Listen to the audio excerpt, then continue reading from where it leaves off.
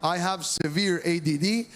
Everybody told me I have ADD, and I told my mom I have ADD, and she said no, so I don't have ADD.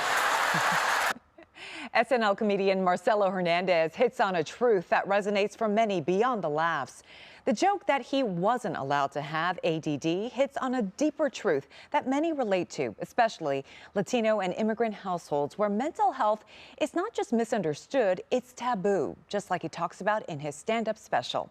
And this morning, we have LA-based psychiatrist and co-founder and CEO of Mavida Health, Dr. Sarah Oreck, to talk more about this topic. Good morning, doctor. Good morning. Thanks for having me. Absolutely. This is a very interesting and important topic to talk about. So let's start at the root of this.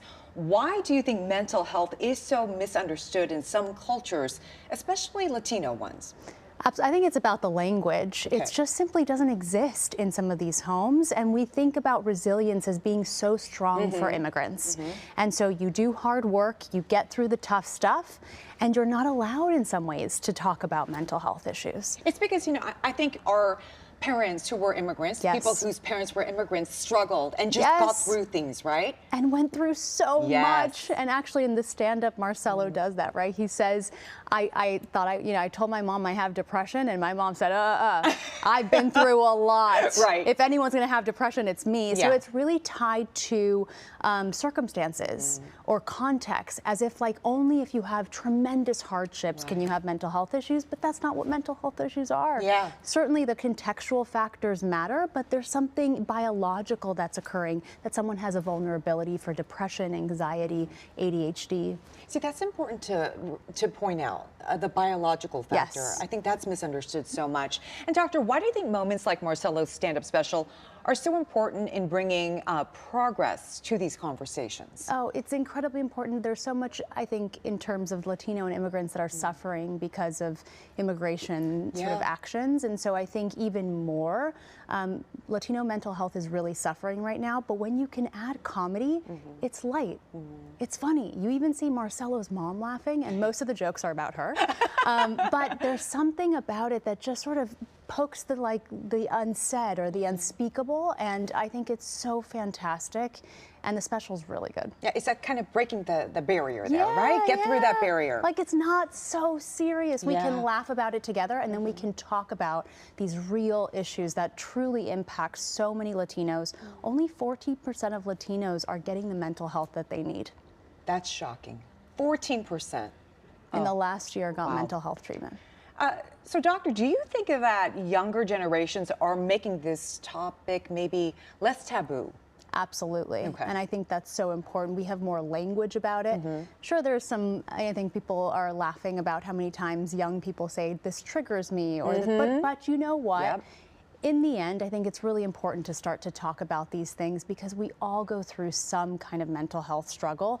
And again, just even talking about the language, or I'm feeling this way, it's just miles away sometimes from how we were raised. That's exactly right. We were just touching upon it. Something that's common in a lot of households is the whole tough it out when it comes to the mental health issue, right? How can this be harmful in the long run, looking ahead?